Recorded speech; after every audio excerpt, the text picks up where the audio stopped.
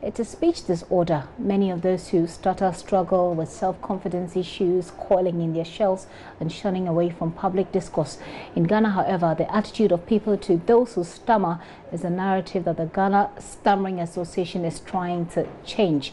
With people from the Ghana Stammering Association joining us for a discussion. But first, here is a short report on stammering. I played in. Stammering sometimes makes communication an uphill task. It is recognized as an intense struggle to get words out. It's a speech disorder in which the flow of speech is disrupted by involuntary repetition and prolongation of sound. You will have seen. The disorder is also variable. In certain situations, such as talking on the phone or in a large group, stammering might be severe or less, depending on whether or not the stammer is self-conscious about their condition. Any breathing exercises. Although the exact cause of stammering is unknown and there is essentially no cure for the disorder at present, there are treatments and speech therapy techniques such as breathing and yoga exercises available to help decrease speech defluency for stammers. I noticed. This is a therapy thing, so it's not like you have malaria, you come, they give you an injection and then it goes away. At least that gives you an idea of what we're talking about. I have here in the studio Elias Nyamiche Apreko. He is president of the Ghana Stammering Association. Elias, you're welcome. Also here in the studio with me is Ineke Samson. She's a speech and language pathologist and she researches into stammering. You're welcome as well. Thank you very much. Okay, so they're actually here to talk about a program that they're organizing, and it's the theme is Stammering, a Capricious Impediment, Myth and Knowledge, and it's happening this Saturday at the University of Ghana. So because we don't have a lot of time, let's just start talking about the program. How is it going to help demystify, if you like, because you said it's a myth? How is it going to help demystify? I don't know which of you is good enough to go on that question for me. How is the program going to help? Well, first of all, if we start talking about the myths that surround stammering, maybe we can reveal some real problem. I mean, it is not all what is true and what is not true, because research has come quite far. Okay. So is this program supposed to achieve change of attitude towards people who stammer? Is that it? That's it? That's part of it. That's part of it? Yes. Okay, so tell us what you want to achieve with this program. We want to achieve that people get together. People who stammer often feel quite alone with their stammering, and they feel like I'm the only person in the world who stammers, because if you can get together, then you can also realize that there are other people stammering, and you can learn from each other. So let's say some sort of support system for those who stammer. So let me come to you, Elias. Do you stammer yourself? Yes, I do. You do? Yes. Is that so? What are some of the myths, like you're saying, that you have to deal with as a person who stammers? Okay, so I mean, it is mostly dependent on which side of the world that you are, or where you are coming from. So there are so many myths here in Ghana. So like, let's say some of the very common ones are like, if you should mimic somebody who stammers, you would also catch stammering.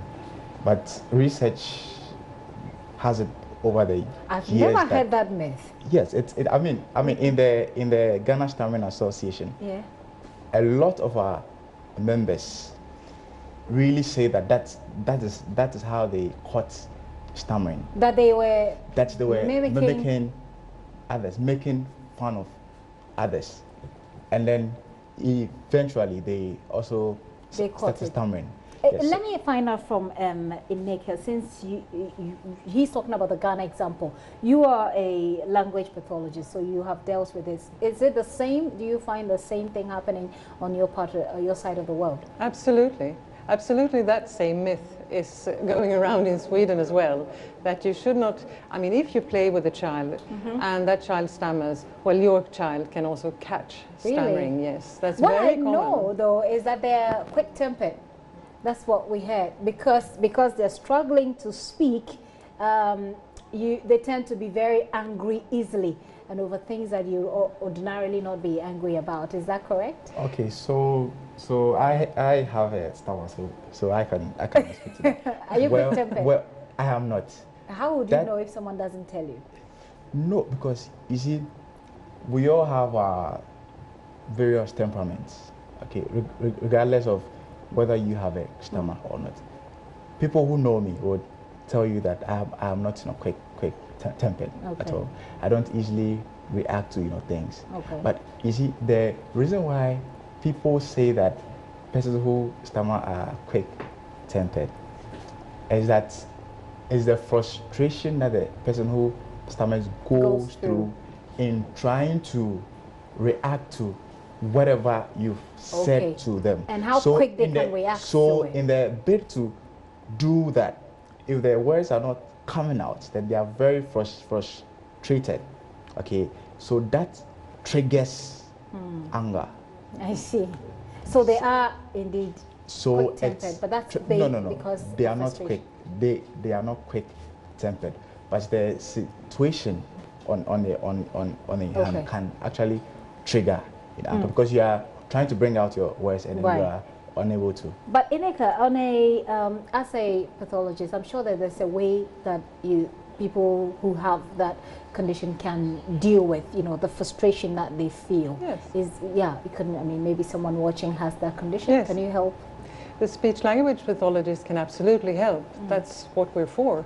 Okay. And the program that we have with people who stammer involves many different aspects, like speech techniques, but also dealing with feelings and emotions in order to be more comfortable in using techniques. Okay. So it's quite a broad aspect. But then there's also a way that you get people to be able to make it better, to make better their communication skills, right? Yes. Is that part of the things that you'll be exposing people to at the program on Saturday? Well, the program on Saturday, I think we will speak about techniques, definitely, and how you can enhance your communication in general. Okay. Because fluent speech is not the same as being a good communicator. You can be a very good communicator with a stammer. Very well. Absolutely. Okay. Well, let me give you the final words. Let me start with you, Elias. Your final word. Okay, so this event is happening on the 28th of April, this very Saturday, and it's happening at the conference room of the Baum Library, University of Ghana. Yes, and it's from 8:30 to 11:30 a.m. Yes, a.m. in the morning. Now, this event isn't for only persons who stammer. It's for everybody, because we want to create a conducive environment for persons who stammer to live in. So the environment should be able to learn how to effectively communicate with persons who stammer. Okay. So everybody is welcome. Everybody is and welcome. It's free, right? And it's free. So let me just put out a number that if you want to attend, you okay, can. Let's make that quick.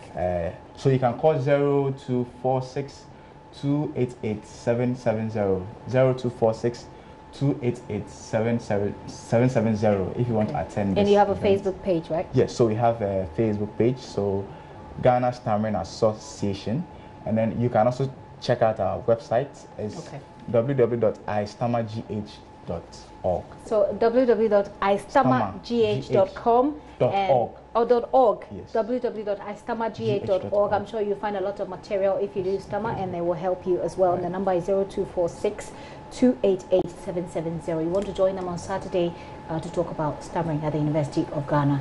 It'll be good to welcome you. Thank you so much for coming. Elias Apreko is the president of Ghana Stammering Association, and he was here with Ineke Samson. She is a speech and language pathologist, and she researches into stammering.